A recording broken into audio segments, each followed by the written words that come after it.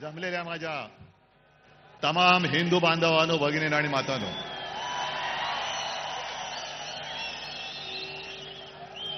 आपल्या परंपरेप्रमाणे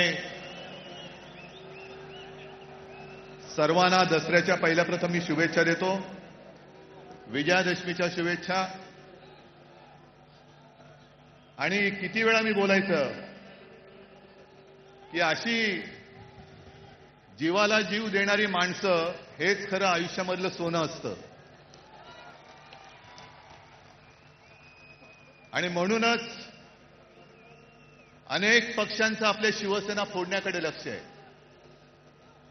आणि त्यांना असं वाटलं की काही जणांनी त्यांनी पळवलंय, जे पळवलं ते पितळ होतं, सोनं माझ्याकडेच आहे. आता घरून येताना मी आजूबाजूला पाहत होतो, वाघाचं कातडं पांघरलेल्या लांडग्याची गोष्ट आपल्याला माहिती आहे, पण बाळासाहेबांची भगवी शाल पांघरणाऱ्या गाढवाचं चित्र मी आज पहिल्यांदा पाहिलं. गाढवावरती किती शाली टाका, गाढव ते गाढवच. आणि जसा आता संजय राऊत यांनी उल्लेख केला, अमित शहांचा जोड्याचं भार वाहणारे गाढव. जाऊ द्या, त्यांना जोडे लाख लाभोत. जनता पण मारणारे एक दिवस, तो दिवस पण काही लांब नाहीये. आज मुद्दामून ही सभा हा मेळावा अनेक जण सांगत होते की कसा घेणार. म्हटलं जसा नेहमी घेतो तसाच घेणार. आणि आजपर्यंत जेवढा जसा मोठा मेळावा झालाय त्याहीपेक्षा मोठा मेळावा आज होणार. मला माहिती आहे सगळीकडे चिखल झालेला आहे. याचं कारण कमळाबाई. आता तुम्ही म्हणाल पावसाचा आणि कमळाबाईचा काय संबंध. पण कमळाबाईच्या कारभाराने कमळाबाईंनी स्वतःची कमळं फुलवून घेतलेत, पण जनतेच्या आयुष्याचा चिखल करून टाकलेला आहे. आणि अंबादास, तुम्ही शेतकऱ्यांचा विषय पूर्ण मांडलात. जी हालत शेतकऱ्यांची झाले त्याची थोडीशी चुणूक आपल्याला येईल या पावसात भिजताना आणि चिखलात बसल्यावरती. घरादाराचं संपूर्णपणे चिखल झालेलं आहे त्यांच्या.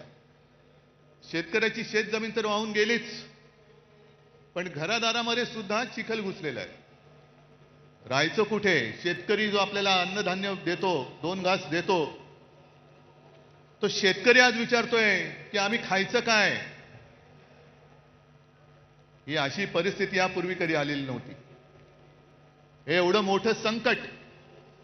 आजपर्यंत मराठवाडा हा अवर्षणग्रस्त होता, आता तिकडे अतिवृष्टी झालेली आहे. अतिवृष्टी म्हणजे आपत्तीग्रस्त. आणि मी तुम्हाला सगळ्यांना आवाहन करतोय, सर्व शिवसैनिकांना आवाहन करतोय, हे संकट फार मोठं आहे. जसं लिंबाळा दाऊला भूकंप झाला होता आणि शिवसेनेने एक गाव आपण दत्तक घेतलं होतं. राऊते साहेब तुम्ही होतात, खैरे साहेब होते. आपण अर्थात आपल्याकडे सरकार नाहीये, पण जी काय करता येईल ती फुल ना फुलाची पाकळी ही मराठवाड्याच्या शेतकऱ्यासाठी आणि उद्ध्वस्त झालेल्या नागरिकांसाठी देऊ. अगदी मोठी बाग जरी नाही तरी काही जणांच्या आयुष्यात एखादं फुल जरी आपण फुलवू शकलो तरी मी म्हणेन आपल्या आयुष्याचं सार्थक झालं. हे करायला पाहिजे. कारण आजचे जे मुख्यमंत्री आहेत, मी काल मुद्दामून प्रेस कॉन्फरन्स घेतली. माणसं कशी बदलतात बघा. आपलं राज्य होतं तेव्हा हेच बोंबलत फिरत होते, ओला दुष्काळ जाहीर करा. आणि आता ते मुख्यमंत्री झाल्यानंतर बोलतायत की ओला दुष्काळी संज्ञाच नाहीये. नसेल, पण जनता संकटात आहे. खड्ड्यात घाला तुमच्या संज्ञा, पण त्यांना पहिले मदत द्या.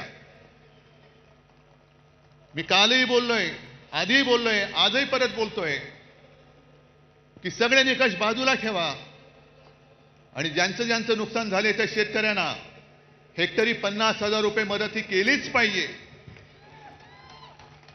ज्याप्रमाणे आपलं सरकार होतं तेव्हा मी कोणीही न मागता, कोणताही निकष न लावता शेतकऱ्यांची कर्जमुक्ती केली होती. काय निकष होते तेव्हा, पण माझं कर्तव्य म्हणून मी ते केलं होतं. आणि निवडणुकीच्या तोंडावरती नाही तर एकमेव माझं अधिवेशन जे झालं होतं मुख्यमंत्री म्हणून नागपूरला, त्या पहिल्या नागपूरच्या अधिवेशनात मी कर्जमुक्ती जाहीर केली आणि कालबद्ध स्वरूपात ती पूर्ण करून दाखवली होती. तशी तुम्ही कर्जमुक्ती करा. अजून यांची 2017 साली जाहीर केलेली कर्जमुक्ती अजून होते. अजून शेतकरी प्रतीक्षेत आहेत, लाभ कधी मिळणार ते पण गेलं पाण्यात चढून. पण 2017ची कर्जमुक्ती अजून होत नाहीये. आणि आपण कर्जमुक्त केलं होतं शेतकऱ्याला. दरम्यान कोरोनाचं संकट आलं आणि एक गोष्ट थोडीशी राहिली होती, ज्याची सुरुवात केली होती की जो नियमित कर्ज परतफेड करतो त्याला 50,000 रुपये प्रोत्साहनपर राशी म्हणून आपण त्याला द्यायला सुरुवात केली होती. आपण सुरुवात केली आणि या गद्दारांनी त्यांच्या राशी पळवल्या आणि निघून गेले सुरत गुवाहाटीला. म्हणून ते अर्धवट राहिलं. पण आज आपला हा दसरा मेळावा होतोय. आणखीन 2-4 दसरा मेळावे झालेत. बाकीच्यांबद्दल मला काही बोलायचं नाहीये, पण विशेषतः संघाचा जो दसरा मेळावा झाला त्या संघाच्या दसरा मेळाव्याबद्दल मी जरूर बोलणार आहे. कारण 100 वर्ष ही काही थोडी थोडीची वर्ष नाहीये. आज काय योगायोग आहे कल्पना नाही मला, पण संघाची 100 वर्ष पूर्ण होत आहेत आणि नेमकी गांधी जयंती आहे. हा काय योगायोग म्हणायचं की काय मला कळत नाही. पण जशी संघाला 100 वर्ष होत आहेत तसेच आज एक ज्येष्ठ स्वातंत्र्य सेनानी म्हणा, समाजसेवक म्हणा, जी पारेख यांचं दुर्दैवी निधन झाले. त्यांना सुद्धा मी आपल्या सर्वांच्या वतीने एक आदरांजली आणि श्रद्धांजली वाहतो. कारण अशी लढणारी माणसं आता कमी होत चाललेली आहे. जो लढेल तो तुरुंगात जाईल, ही अशा पद्धतीने यांची सरकारची आता नीती आणि वाटचाल सुरू झालेली आहे. जसं तुम्ही सगळ्यांनी बघितलं असाल की या कालच्या अधिवेशनात जनसुरक्षा कायदा आणला गेला. सर्वांनी विरोध केला. आपण केलाच पाहिजे, तो लागू होऊ देता कामा नयेच.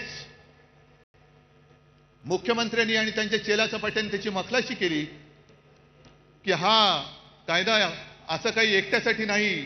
सगळ्या संघटना जर कोणी अति डावे, कडवे डावे, आम्ही कडवे डावे वगैरे ओळखत नाही, आम्ही देशद्रोही आणि देशप्रेमी दोनच जणांना ओळखतो. पण तुम्ही नुसतं आम्हाला तोंड देखल्या काहीतरी कारण सांगणार असाल तर उदाहरणासकट सांगतो की कसा गैरवापर होतोय. सोनम वांगचुक एक चांगला देशभक्त, सोनम वांगचुक या माणसाने अतिशय दुर्गम भागात लेह लडाख, जिकडे कडाक्याची थंडी, नुसती कडाक्याची नाही, हाडं मोडतील अशी थंडी असते, त्या थंडीमध्ये आपले जवान नीटनेटके राहावे, त्यांना काहीतरी उबदार एक आडोसा मिळावा म्हणून सोलार टेक्नॉलॉजीवरती त्यांना छावण्या बांधून दिल्या. ती टेक्नॉलॉजी त्यांनी दिली. पाण्याचं दुर्भिक्ष होतं, ते दुर्भिक्ष होऊ नये, पाणी मिळालं पाहिजे म्हणून त्यांनी आईस स्तूपाची योजना आणली.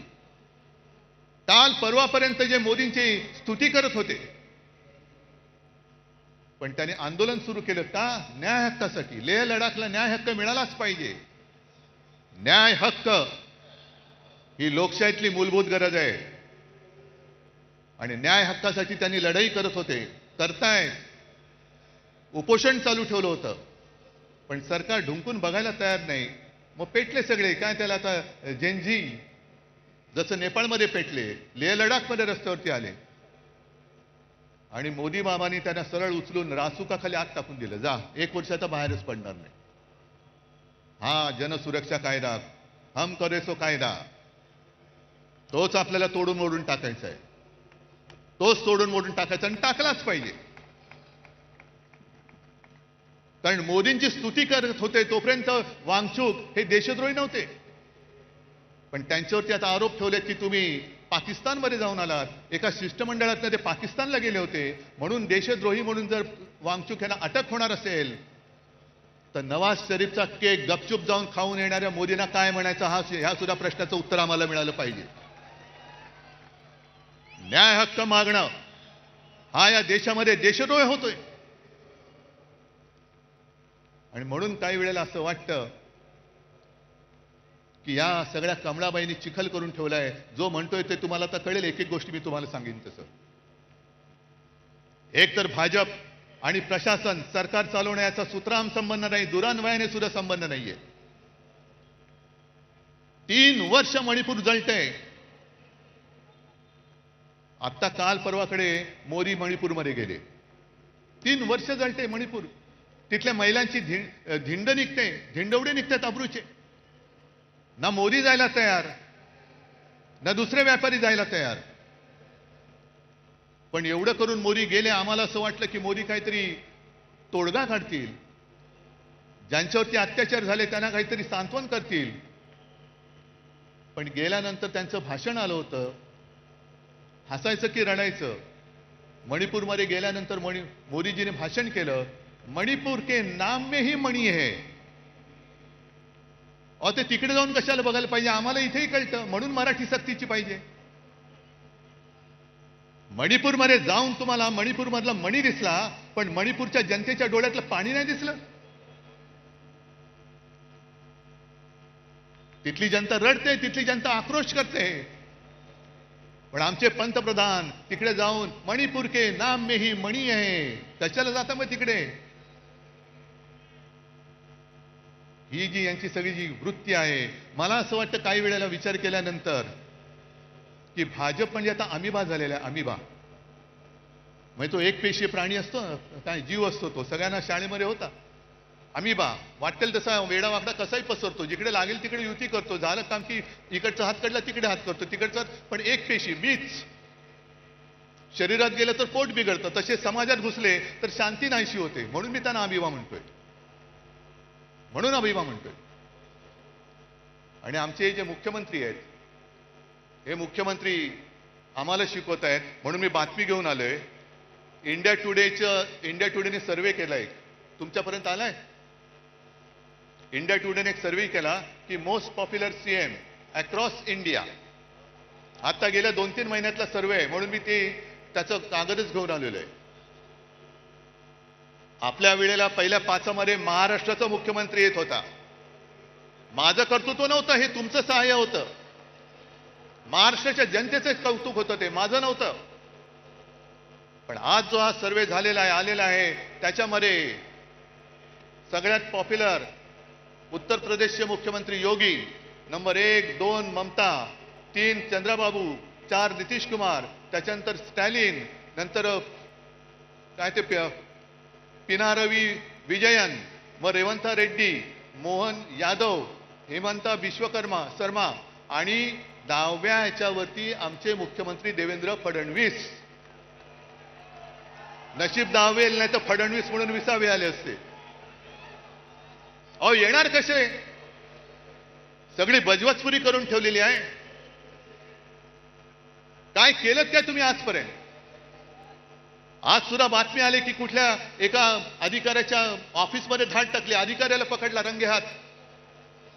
वसई विरारच्या महापालिकेच्या आयुक्ताला पकडलं होतं. अधिकारी पकडले जात आहेत. पण मंत्री राजरोस बॅगा उघड्या टाकून खोलीमध्ये बिनधास्त बसलेले आहेत. त्यांना यांना हात लावायची हिंमत होत नाहीये. मंत्र्यांच्या नावाने दारूचे परवाने दिले जात आहेत. आईच्या नावाने, पत्नीच्या नावाने डान्स बार काढले जात आहेत. पुरावे सादर केले, विधिमंडळात सादर केले, तरी सुद्धा देवेंद्र फडणवीस त्या मंत्र्यांना समज देऊन सोडून देत आहेत. हे बरं नाही. पुढच्या वेळेला पुरावा दिसता कामा नये. हे तुमचं राज्य, हा तुमचा कारभार. आणि म्हणून मला RSS मोहन भागवत यांना विचारायचे काही प्रश्न. हे मी प्रश्न लिहून आणलेले, पण आता याचे कागद ओले झालेत आहेत तरी. कारण आता निवडणुका येत आहेत. मुंबई महापालिकेची निवडणूक आहे. निवडणूक तुम्ही लावाच, जनता वाटच बघते. आज येताना सुद्धा मुंबईच्या रस्त्याची झालेली चाळण हे सगळेजण बघतायत, अख्खी मुंबई भोगते.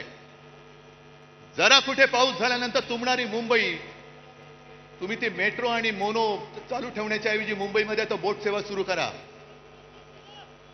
मेट्रोचं स्टेशन तुंबतंय, मोनोरेल लटकते, खड्डे पडतायत, ट्रॅफिक वाढतोय, आणि हे आपले महापालिकेत भाजपचा महापौर झालाच पाहिजे म्हणून बोंबलून हे पुन्हा दिल्लीला जातात अमित शहा. आणि मग जसजशा निवडणुका जवळ येत आहेत तसतसे आता भाजपवाले यांना दुसरा उद्योग नाही, हे पुन्हा हिंदू मुस्लिम करायला लागलेले आहेत. असतील इकडे सुद्धा मुसलमान आले असतील, येऊ द्यात. कारण शिवसेना प्रमुखांनी सांगितलेलं आहे या देशामध्ये धर्म कोणाचाही कोणताही असू शकतो. आम्ही हिंदू आहोत, कोणी मुसलमान आहेत, कोणी ख्रिश्चन आहेत. धर्म कोणाचा कोणताही असला तरी राष्ट्र धर्म हा एकच असला पाहिजे, तो म्हणजे आपला हिंदुस्थान. धर्म आपल्या घरामध्ये ठेवा, पण घराच्या बाहेर जेव्हा आम्ही पडतो तेव्हा आमचा देश हाच माझा धर्म, ही शिवसेना प्रमुखांची शिकवण आहे. आणि तुमचं काय हिंदुत्व? म्हणून मला मोहन भागवतांना विचारायचंय, आणि जे भाजपवाले आमच्या अंगावरती येत आहेत की ह्यानी मुंबई जिंकले तर खान महापौर होईल. अरे तुम्ही मुंबई जिंकू शकत नाही तर त्या अदानीच्या चरणावरती मुंबई तुम्ही समर्पयामी करून देऊन टाकाल. जानवं घालाल, शेंडी ठेवाल आणि अदानी नाम समर्पयामी. ही काय व्यापारी म्हणून तुम्ही इकडे मुंबईकडे बघताय, आम्ही आमचा जीव म्हणून मुंबईकडे बघतो आहोत. आणि आम्हाला जर का हिंदुत्व शिकवण्याचा प्रयत्न करत असाल तर पहिला आम्ही भाजपला परत सांगतो, तुमच्या फडक्यावरचा हिरवा रंग काढून टाका आणि मग आमच्याशी हिंदुत्वाच्या गप्पा करा. पहिलं ते तुमचं फडकं आहे, फडकच आहे, तो भगवा असूच शकत नाही. कारण भगवा हा शिवसेनेच्या हातामध्ये आहे, शिवसैनिकाच्या हातामध्ये आहे. तुमच्या फडक्यावरचा हिरवा काढा आणि मग आमच्या अंगावरती या. आणि मग 100 वर्ष झाल्यानंतर मोहन भागवतांना मी सांगतोय की भागवत साहेब, हे तुमचे चेले चपाटे आहोत. 100 वर्ष झाल्यानंतर तुम्हाला समाधान आहे का की ज्या कामासाठी 100 वर्ष संघाने मेहनत केली आणि त्या मेहनतीला आज लागलेली ही विषारी फळं, ही फळं बघितल्यानंतर तुमचं समाधान होतंय का? तुम्हाला आनंद मिळतोय का की याजसाठी केला होता अट्टहास, ही विचारी सगळी फळं त्या झाडाला लागलेत? आणि मला असं वाटतं की कदाचित भागवत साहेबांना सांगता येत नसेल, पण RSSचा हेतू ब्रह्मदेवाचा बाप होण्याचा असेल. पण ब्रह्मदेव नाही झाला, ब्रह्मराक्षस झालेला आहे. आणि मुद्दामून तुम्हाला सांगतो, मी ब्रह्मराक्षस हा शब्द जाणीवपूर्वक वापरतो आहे. सगळ्यांनी घरी जाताना गुगलवरती ब्रह्मराक्षस या शब्दाचा अर्थ बघा. आमच्या अंगावरती हिंदुत्व म्हणून येताना मोहन भागवतांनी जे सांगितले, गेले काही वर्षातली त्यांची वाक्य आहेत. मुस्लिमों को लेकर RSS चीफ मोहन भागवत की बैठक में लिया गया बड़ा निर्णय, अब घर घर पहुंचेगी टीम. RSS प्रमुख मोहन भागवत ने दिल्ली में मुस्लिम धर्मगुरुओं के साथ बैठक की, जिसका उद्देश्य हिंदू और मुसलमानों के बीच की दूरी को कम करना है. पिछले 3 वर्षों से भागवत इस दिशा में सक्रिय है, मदरसों का दौरा कर रहे हैं और मुस्लिम नेताओं से मिल रहे हैं. हे जे बेंबीच्या देठापासून ओरडणारे भाजपडे आहेत त्यांना विचारतोय, मोहन भागवतांनी हिंदुत्व सोडले बोलण्याची हिंमत आहे का तुमची? आहे हिंमत? आणि हे एवढ्यापुरतं थांबलेलं नाहीये. या बातम्या ज्या आहेत, 2022 ची बातमी एक आहे की मोहन भागवत यांनी मशिदीला भेट दिल्यानंतर त्यांचे मुसलमानांचे जे सर्वोच्च नेते आहेत उमर अहमद इलियासी यांनी त्यांचा राष्ट्रपिता म्हणून उल्लेख केला. हिंदुस्थान मधल्या मुसलमानांच्या सर्वोच्च नेत्याने मोहन भागवतांचा राष्ट्रपिता म्हणून उल्लेख केला. जा भाजपड्यांना विचारा त्यांना जाऊन की हिंदुस्थानचे राष्ट्रपिता म्हणालेत का पाकिस्तानचे राष्ट्रपिता त्यांना म्हणालेत? आमच्या अंगावरती येतं. अरे तुम्हाला लाज लज्जा शरम काय आहे की नाही? एक तर काहीतरी ठरवा. आम्ही जे बोललो ते एवढ्यासाठी बोललो, ना आकार ना उकार ना ध्येय ना धोरण, कसाही वावरतोय, कसाही वाढतोय, कसाही पसरतोय.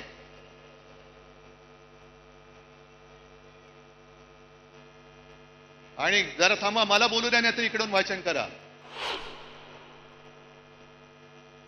हे एवढ्यापुरतं थांबत नाहीये. मोहन भागवत बोललेले आहेत की या देशामध्ये राहतो तो प्रत्येक जण हिंदू आहे. मग हे तुमचे जे केले चपाटे करतायत हिंदू मुस्लिम, आम्ही जे सांगतोय परत मी त्याच्यावर ठाम आहे की हा देश जो स्वतःचा मानतो तो आमचा आहे. त्या सोफिया कुरेशी ज्यांना हे भाजपवाले पाकिस्तान्यांची आणि अतिरेक्यांची बहीण बोलले होते, ती सोफिया कुरेशी आमची सगळ्यांची बहीण आहे. हे आमचं हिंदुत्व आहे. पण काहीतरी एक दिशा ठरवा, काहीतरी एक कुठे जायचं ते ठरवा. कारण एका बाजूला तुम्ही सोफिया कुरेशीला पाकिस्तानांची बहीण म्हणताय, अतिरेक्यांची बहीण म्हणताय, दुसऱ्या बाजूला बिल्किश बानोवरती अत्याचार करणाऱ्यांची तुम्ही स्वागत करून मिरवणूक काढताय. आणि त्याच वेळेला मोदी सांगतायत की मुस्लिम महिलांकडनं रक्षाबंधन करून घ्या. एका बाजूला बटेंगे तो कटेंगे म्हणायचं आणि दुसऱ्या बाजूला मोदी सांगतात की लहानपणी त्यांच्या आजूबाजूला मुस्लिम लोकांची सगळी वस्ती होती, त्यांच्या घरी ईदच्या वेळेला जेवण सुद्धा मुस्लिम घरातून यायचं. काय नेमकं तुम्ही देशप्रेमी तरी आहात का? नक्की तुम्ही हिंदू तरी आहात का? जा स्वतःचं तपासून घ्या. हिंदू म्हणून काय असतं ते आहे की नाही नीट बघून या. आणि देशप्रेम तुम्ही आम्हाला शिकवताय. काल परवाकडे झालेली जी क्रिकेट मॅच एशिया कप,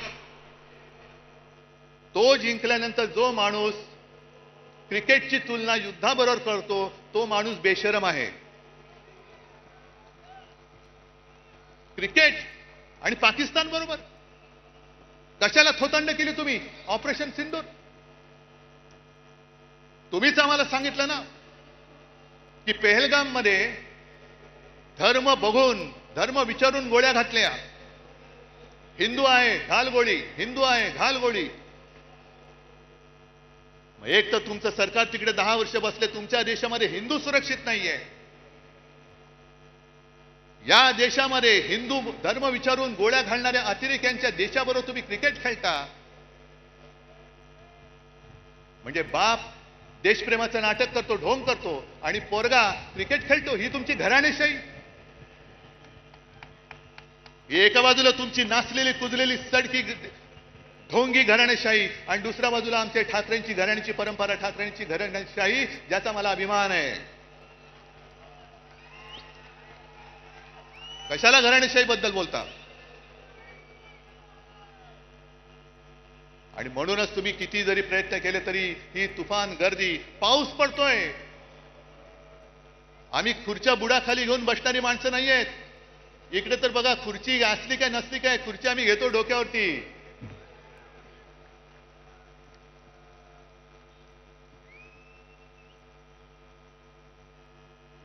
आणि मुंबईच्या बद्दल जर का बोलायचं झालं, कारण आता निवडणुका मागून निवडणुका येणार. काल परवाकडे जेव्हा मी शेतकऱ्यांच्या दौऱ्यावरती गेलो होतो, पाहणी त्यांच्याशी बोलत होतो, शेतकरी उद्विग्न आहे, रडतोय.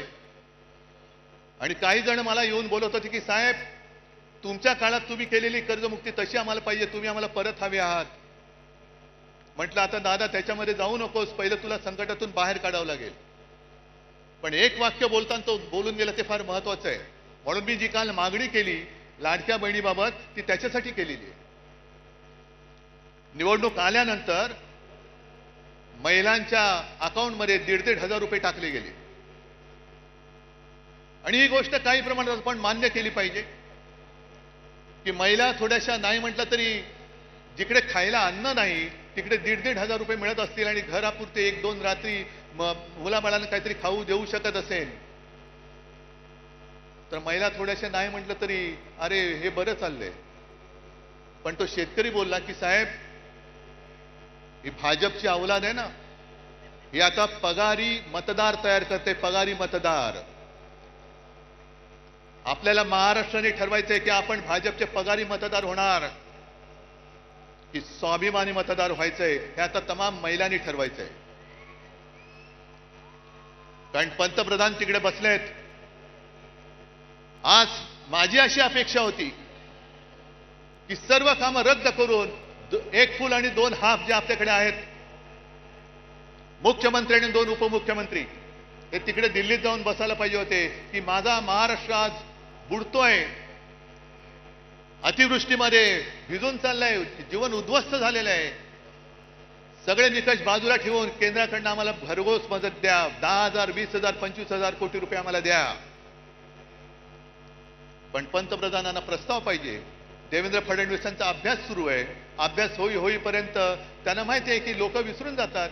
जरा थोडंसं काहीतरी हातावर टिकवलं की निवडणुका आपण पार पाडू, मग काय बसले बोंबलत.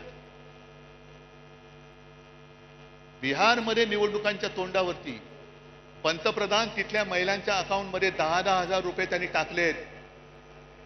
जवळपास किती? 10,000 कोटी रुपये. 10,000 कोटी काय प्रस्ताव आला होता बिहारमधून? तिकडे निवडणुका असल्यानंतर प्रस्तावाची गरज नाही.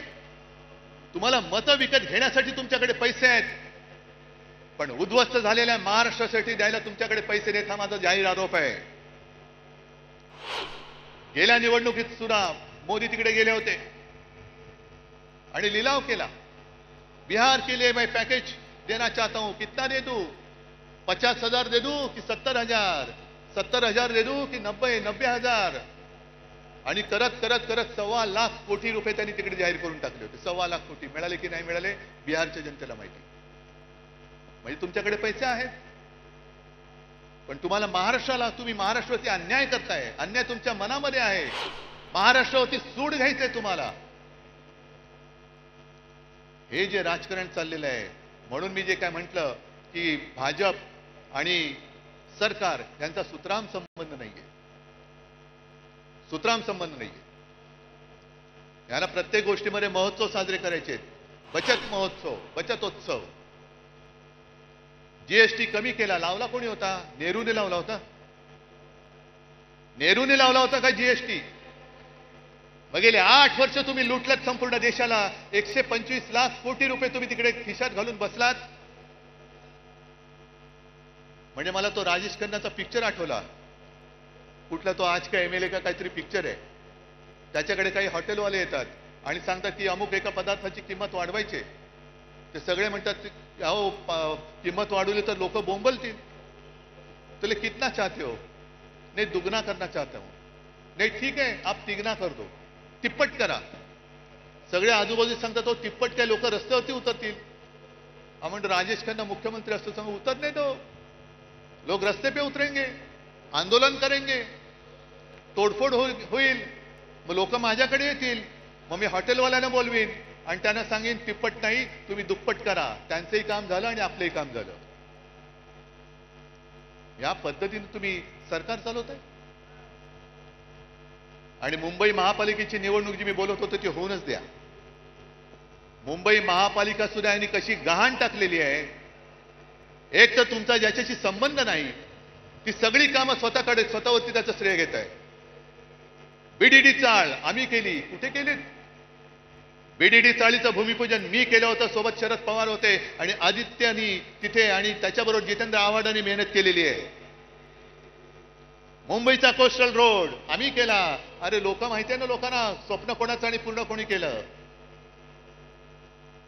आणि आज सुरतांनी एक गोष्ट केली जी गोष्ट आदित्य इतके वर्ष बोलत होता की मुंबई हे न झोपणारं शहर आहे. दिवसा ज्या ऑफिसमध्ये जातात त्यांना दिवसा जेवणाची आणि खाण्याची, पिण्याची म्हणजे पाणी पिण्याची, पिण्याची नाही सोय असते. तर रात्री काम करणाऱ्यांनी ती का असू नये? तेव्हा भाजपवाल्यांनी जो काय नंगा नाच केला होता, संस्कृती, नाईट लाईफ, नाईट लाईफ. अहो नाईट लाईफ म्हणजे तुम्ही मकावला जाऊन नाईट लाईफ वाले, तसं नाईट लाईफ नाही. कळलं ना? हा हे मकावला जाऊन यांचं नाईट लाईफ फुलणार आणि आम्हाला इकडे शिकवणार साधन सुचिता. आज जे आपण बोलत होतो तेच त्यांनी केले. रात्री सुद्धा आम्ही पब आणि बारची मागणी करतच नव्हतो. उलटा आमचं म्हणणं आहे बार रद्दच करा. जे तुमचे मंत्री चालवत आहेत त्यांना पहिल्या मंत्रिमंडळातून काढा, ही आमची मागणी आहे. पण सगळं श्रेय आपल्याकडे घ्यायचं आणि दुष्ण तुमच्याकडे द्यायची. मुंबई महापालिका सुद्धा आज जवळपास 2.25 लाख कोटीच्या तुटीमध्ये आणि खड्ड्यामध्ये टाकलेली आहे. सहन करायचं आपण? बघत बसायचं आपण? आणि निवडणूक घेऊ शकतील असं मला वाटत नाही, कारण लोकप्रतिनिधी ज्या दिवशी सभागृहात जातील त्या दिवशी यांनी 3 वर्षात खाल्लेली सगळी मुंबईची तिजोरी ही जनतेसमोर येईल. आम्ही आणणार व्हाईट पेपर पहिला काढणार, त्याच्यावरती व्हाईट पेपर काढणार आहे. बोलण्यासारख्या बऱ्याच गोष्टी आहेत, मला हरकत नाहीये, पण तुम्ही तरी किती वेळ भिजणार?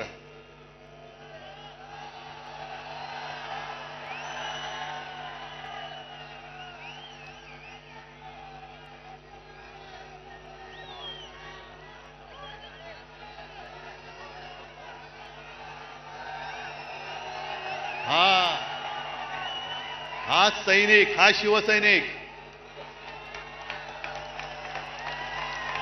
हा खरा शिवसैनिक. नाही राहू द्या, तुम्ही कितीही जल्लोषात असला तरी मला थोडं भान ठेवून बोलायला पाहिजे.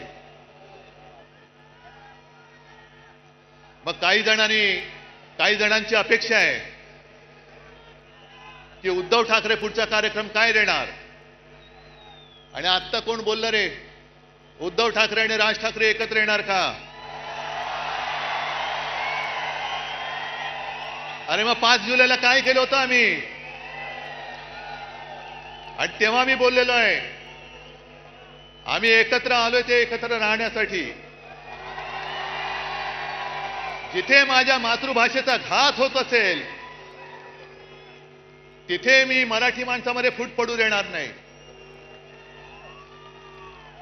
आणि मराठीवरती हिंदीची सक्ती मी आज जाहीरपणाने परत सांगतोय, आमचा हिंदीला विरोध नाही, पण आमच्यावरती सक्ती करायची नाही हे सुद्धा तेवढंच महत्वाचं आहे.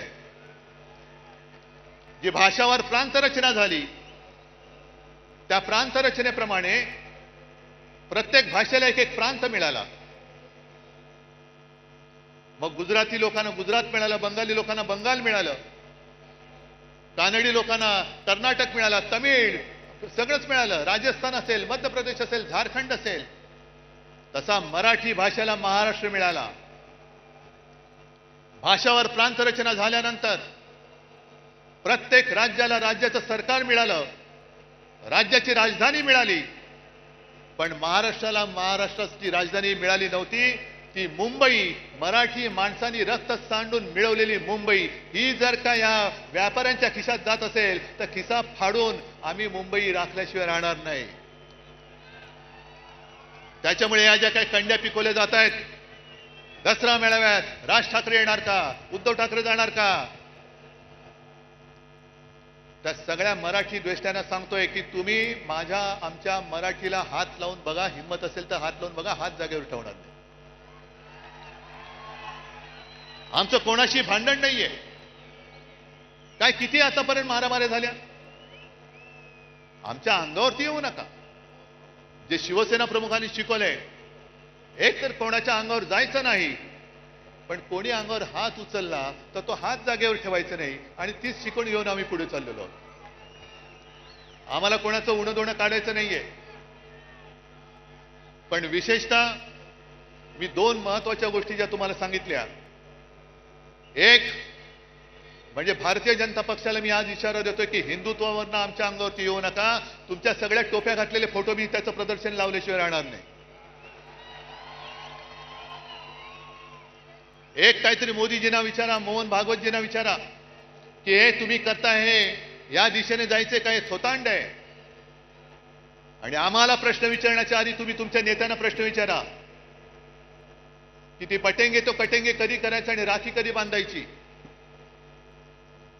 एका राज्यामध्ये गोवंश हत्या बंदी, म्हणजे मी पूर्वी बोललोय, याच दसरा मेळाव्यात बोललेलो आहे की महाराष्ट्रामध्ये गोमाता आणि बाजूला जाऊन खाता, हे तुमचं हिंदुत्व. आणि 2-3 वर्षापूर्वी त्या उत्तरेमधल्याच राज्यामध्ये तो आर्यन मिश्रा नावाचा एक पोरगा, 22-23 वर्षाचा पोरगा मित्रांबरोबर चालला होता रात्री. त्याचा पाठलाग करून त्या बोगस तथाकथित गोरक्षकांनी त्याला भर रस्त्यात गोळ्या घालून मारला. त्याने शिक्षा झाली की नाही कोणालाच माहिती नाहीये. पण तुम्ही माणसं मारताय संशयावरनं.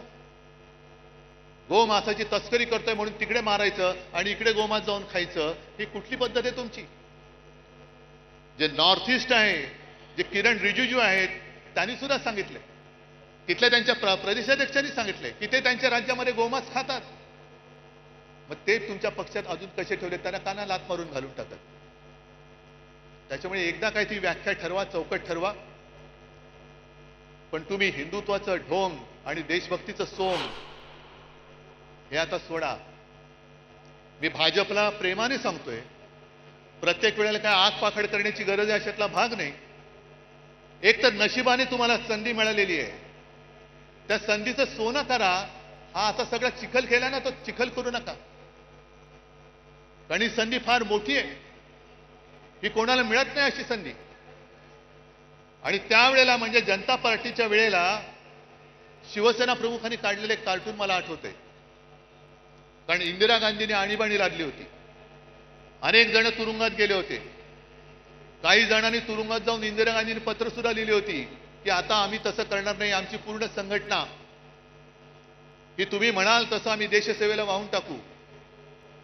हे कोण म्हणाले? जर का सिनियर लोकांना विचारलं, ते पुस्तक आहे माझ्याकडे, ते पत्र पण आहे माझ्याकडे. आणि त्याच्यानंतरच्या निवडणुकीमध्ये देशाने इंदिराजींचा पराभव केला होता. आम्हाला हुकुमशाही नकोय, लोकशाही पाहिजे, जनता पक्ष पाहिजे. मग जयप्रकाश नारायण यांनी पुढाकार घेऊन सगळ्यांना एकत्र केलं होतं.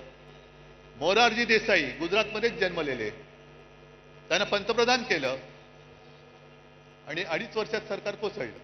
तेव्हा बाळासाहेबांनी त्या सुमारास एक कार्टून काढले, त्या फटकारे पुस्तकात आहे. मोरारजी देसाई असे एक उतार दाखवले आहे आणि एक महिला, तिच्यावर लिहिले लोकशाही आणि वरती लिहिले परतीचा प्रवास. कारण ती लोकशाही तिला धरून तेव्हाचे पंतप्रधान मोरारजी देसाई तिला अंधाऱ्या खाईमध्ये घेऊन चालले, लोकशाहीला खाईत घेऊन चाललेले. आणि तेच आहे, व्हायचे तेच झाले. हेकड वृत्तीमुळे जे घडायचे नव्हते तेच परत घडले. मोरारजी पुन्हा लोकशाहीला अंधाऱ्या खाईत घेऊन चालले. तेच चित्र आज मला दिसायला लागलेलं आहे. आणि त्या सगळ्या अंधाऱ्या खाईमध्ये जायचं नसेल तर आपल्या शिवसेनेची मशाल घेऊनच आपल्याला पुढे जावं लागेल. प्रश्न विचारावेच लागतील. जसं मोदींनी 2014 साली केलं होतं चाय पे चर्चा, पहिली तिथूनच सुरू करा. 14 साली चहाची किंमत काय होती आणि आज चहाची किंमत काय, पहिली सुरुवात तिथूनच करा. चाय पे चर्चा. दूध टाकल्यानंतर जीएसटी वाढतोय, साखर टाकल्यानंतर वाढतोय, पाणी काढलं की कमी होतोय, इथून सुरू करा. आणि प्रत्येक टपरीवरती बसून भ्रष्टाचार पे चर्चा सुरू करा. भ्रष्टाचार, यांनी केलेला भ्रष्टाचार. आणि आज महाराष्ट्र सरकारला मी इशारा देतोय की शेतकऱ्याची कर्जमुक्ती लवकर करा. शेतकऱ्याला 50,000 रुपये हेक्टरी लवकर जाहीर करा, नाहीतर मराठवाड्यामध्ये आम्ही रस्त्यावरती उतरल्याशिवाय राहणार नाही. राज्यभर आम्ही आंदोलन करू. मराठवाड्यामध्ये आम्ही सुद्धा लवकरात लवकर एक, जर यांनी जाहीर नाही केलं तर मोठा मोर्चा आपण खैरेसाहेब अंबादास मोर्चा लावायचा. कसे देत नाही, शेतकऱ्याचा हक्क आहे. आणि आंदोलन झालं पाहिजे. जिथे जिथे अन्याय दिसेल त्या अन्यायावरती वार करणं. आणि मी तर म्हणेन कार्यक्रम काय, ह्या ज्या काही तुम्हाला मी थोडक्यात गोष्टी सांगितल्या की देशात जे अंधभक्त झालेले आहेत त्या अंधभक्तांच्या डोळ्यावरची पट्टी काढणं आणि देशभक्ती खरी काय आहे, हिंदुत्व खरं काय आहे हे दाखवून देणं, हाच एक आपल्या याच्या पुढे कार्यक्रम. आज तुम्ही सगळेजण इकडे आलात, लांबून आलेला आहात, बाहेर गावातून आलेला आहात. सांभाळून जा, सुखरूप जा. आणि हातामधला भगवा, हा भगवा हाच पाहिजे. याच्यावरती निशाणी, आपली निशाणीचं चिन्ह दुसरं ठेवा, पण भगवा हा शिवरायाचा भगवा. हा भगवा डौलाने फडकत लोकांना वाटलं पाहिजे, अरे माझा रक्षण करता हा बाळासाहेबांचा शिवसैनिक आहे. भगवी शाल पांघरलेला गाढव होऊ शकत नाही, कदापि होऊ शकत नाही. बस सगळ्यांना धन्यवाद देतो. आणि असंच प्रेम, असेच आशीर्वाद कायम पाठीशी असू द्या. धन्यवाद. जय हिंद, जय महाराष्ट्र.